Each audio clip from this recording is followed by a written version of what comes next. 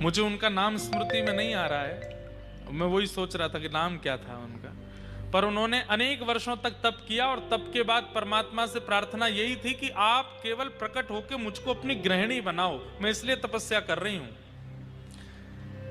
कोई केवल दर्शन की अभिलाषा रखता है, कोई किसी वस्तु की अभिलाषा रखता है, पर मेरी अभिलाषा यह कि मैं आपकी गृहिणी बनना चाहती हूं।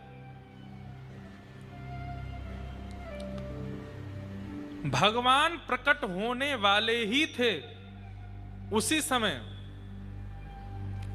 रावण वहां नहीं वाला था तो उन्होंने तुरंत अपने केशों को तलवार से काट करके, केश तो रह गए रावण के हाथ में, स्वयं अग्नि में प्रवेश कर लिया। रावण को कुछ गलत करने नहीं दिया, लेकिन उनका तप पूरा हो चुका था। ठाकुर जी प्रकट होने ही वाले थे, उससे पहले ये सब घटना हो गई और वो अग्नि में प्रवेश कर गए।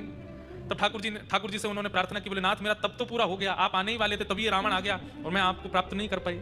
भगवान बोले चिंता मत करो, अभी हम राम रूप धारण करके आएंगे। सीता जी के साथ जब हम वन की ओर जाएंगे तो दुष्टों का संहार सीता जी देख नहीं पाएंगी, इसलिए हम सीता जी को तो अग्नि में प्रवेश करवा देंगे। आप अग्नि से प्रकट होकर के सीता जी का रूप धारण करके हमारे साथ आ जाना।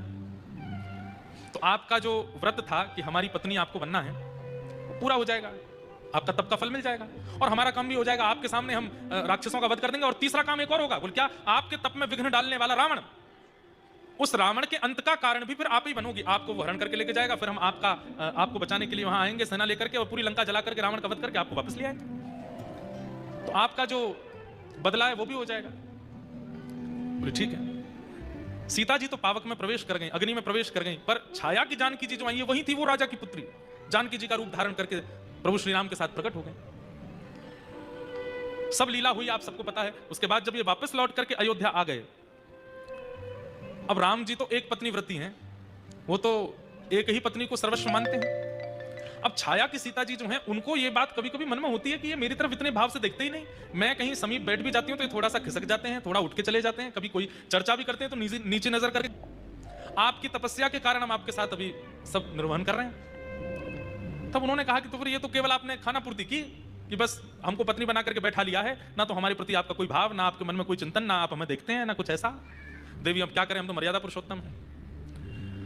तब वो सब लीलाएं हुई कि वे आश्रम चली गई, वहां लवकुश का जन्म हुआ, उसके बाद वो अग्नि में प्रविष्ट हो गई। पर उनके अग्नि में प्रविष्ट होते ही जो अग्नि में जानकी जी थी वो पुनः आकर के श्री राघव जी के बगल में विराजमान हो गई हैं। और उसके बाद तो ठाकुर जी साकेत गमन कर ही गए। तो सीता जी के साथ जो लीला हुई वह भी कोई असत्य नहीं है, उसमें भी ठाकुर जी की कोई गलती आप उस पर प्रश्न चिन्ह नहीं उठा सकते। वो ठाकुर जी की अंतरंग लीला है, वहां भी ठाकुर जी किसी की इच्छा की पूर्ति कर रहे हैं। लेकिन अब वो कन्या जो पुनः अग्नि में प्रवेश कर गई, वो बोली मेरी इच्छा तो पूरी हुई नहीं, आपने पूर्ण रूपेण पत्नी रूप में तो मुझे स्वीकार किया नहीं। तो प्रभु श्री राम बोले अब देवी अब तो एक ही होगा। बोले क्या, अब तुम पुनः दक्षिण भारत में पद्मावती के रूप में प्रकट होगी और हम वेंकटेश बन करके आएंगे, हम तिरुपति बन करके आएंगे और तब आपके साथ विवाह करेंगे,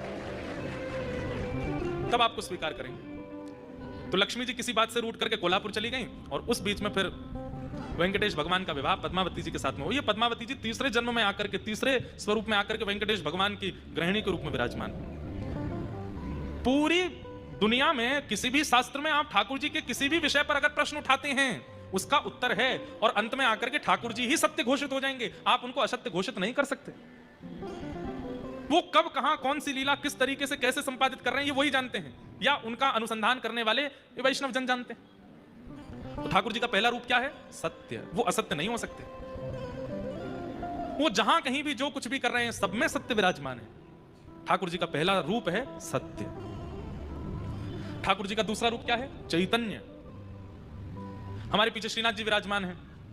कोई इन्हें प्लास्टिक का समझे, कोई लकड़ी का समझे, कोई कार्डबोर्ड का समझे, ये बहुत बड़ा अपराध है। ये चैतन्य ही है, साक्षात चैतन्य है। अब इनकी बात ऐसी है, मैं एक बात बताता हूं कथा में। बचपन में जो आप लोग यहां बैठे हैं, आप सबने एक खेल खेला होगा, बर्फ पानी खेला है? खेला है?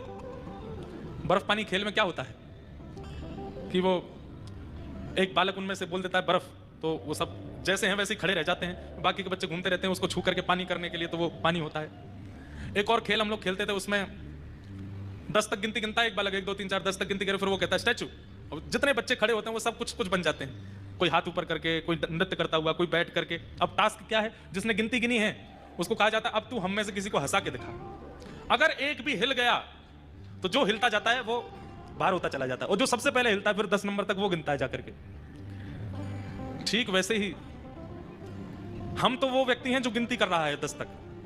100 तक गिनती होती है हमारी। 100 तक मतलब 100 साल की गिनती है, जन्म से प्रारंभ हो जाती है। और ठाकुर जी हमारे साथ वही खेल खेल रहे हैं, स्टैचू बन के खड़े, बोले अब तुम हंसा के दिखा, अब तुम हिला के दिखा। तो में सामर्थ्य है तो अपने नाम जप से, अपनी भक्ति से, अपनी परिक्रमा से, अपने तप से, अपने बल से, अपने प्रसाद से, अपने भजन से, अपने नृत्य से, अपने गायन से, काऊ से भी मुंह को हिला के दिखा दे। पर ठाकुर जी इतना अद्भुत खेल खेलते हैं, हम कुछ भी कर दें वो यूं ही खड़े रहते हैं, हिलते ही नहीं है। इसका मतलब क्या है? अगर सामने वाला बालक हिल नहीं रहा है, इसका मतलब तुम्हारी तरफ से एफर्ट हुआ ही नहीं है, तुम उसको हंसा ही नहीं पाए हो, तुम ऐसा कुछ कर ही नहीं पाए कि वो हंसे। लेकिन गिनती 100 साल की ही है और वो 100 भी पूरे नहीं हो रहे हैं आजकल, 80-90 से पहले ही टपक जा रहे हैं हम लोग। भगवान जड़ नहीं है, वो चैतन्य ही है, पर हमारे लिए जड़ बन के खड़े हैं कि तुम्हारे लिए टास्क है कि मेरे जड़त्व को तुम चैतन्य बना करके दिखाओ। श्रीनाथ जी चैतन्य नहीं हुए? कितनी बार चैतन्य हुए, आज भी चैतन्य होते हैं। कुम्मन दास जी के लिए चैतन्य हुए, सूरदास जी के लिए चैतन्य हुए, चीत स्वामी जी के लिए चैतन्य हुए, भक्तिमती मीराबाई के लिए चैतन्य हुए, रैदास जी के लिए चैतन्य हुए, हमारे लिए नहीं हुए। क्यों? क्योंकि हमने पहले ही मान लिया है कि ये जड़ ही हैं, ये मूर्ति ही हैं, ये धातु ही हैं, ये पत्थर ही हैं। नहीं, श्रीमद् भागवत में स्पष्ट कर दिया महात्मा में पहले ही कि ठाकुर जी कौन है? चैतन्य। उनके प्रति चैतन्य बुद्धि ही रखो, जड़ भाव मत लाओ, वो चैतन्य है। लेकिन हमें जड़ की तरह प्रतीत हो रहे हैं, इसका मतलब क्या है कि हमारी बुद्धि